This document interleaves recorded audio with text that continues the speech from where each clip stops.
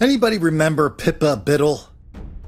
Pippa Biddle writes for Wired magazine, and I don't know, last summer it seems like she wrote an article for Wired magazine saying, "Hey, how can how can the people who write this music allow that big bad person Colin Flaherty to use it in his videos?" Well, the music stuff is a fairly straightforward transaction. You get it, and it's royalty free, and you use it. Anyway, Pippa went on to remind everybody that I'm a prolific YouTuber who chronicles violence by African Americans, which, I claim, is much greater social problem than violence against African Americans. I know, that's a crazy thing, isn't it?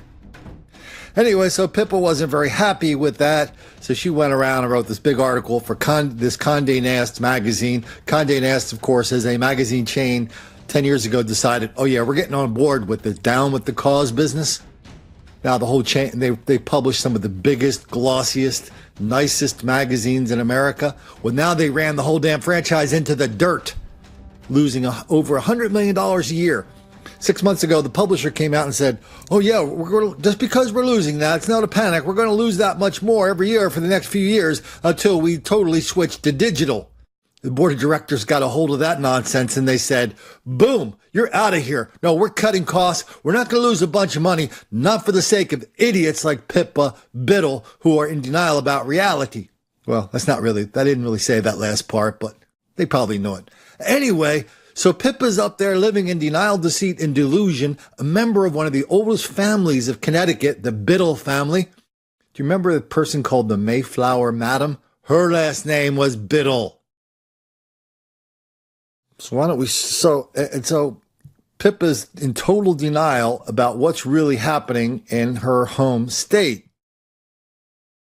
Too bad, because maybe she could have done something to help this young lady out. Her name is Emily Todd. She's from Bridgeport, Connecticut, and she was at a family getaway on a place. I won't even try to pronounce this. Chebeague Island. She's a 10th generation member of this family. That means her roots go way back to the Mayflower as well. I mean, this girl's like a carbon copy of Pippa. Private schools, family estates, vacation homes, the whole thing. She decides when she's up at the island or in Bridgeport, she decides she's going to take a walk on the wild side, goes to a dating app. Next thing you know, she is in way over her head with one of the fellas. And this fella wouldn't leave her alone. Finally, she found herself. She gave him $500 to fix his car, and she hoped that would make him leave her alone. He didn't. He killed her. And Pippa Biddle would have us believe this is a one-off. This is not part of a pattern, Colin. I mean, it's just as likely for a white person to kill a black person or a white person to kill a white person as it is for a black person to kill a white person. That's a fairy tale. That's a dangerous fairy tale.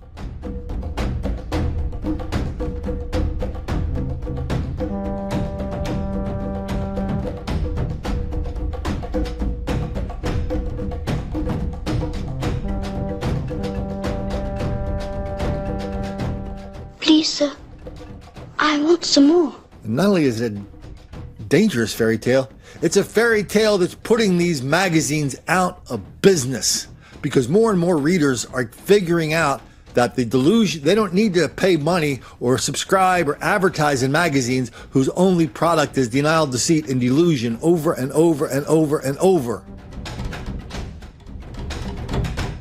So they figure they're just not going to subscribe, they're not going to read it, they're not going to advertise in it, they're not going to pay attention to it. Having harder and harder time getting people to write for them. Especially the writers who don't care about making black kids angry.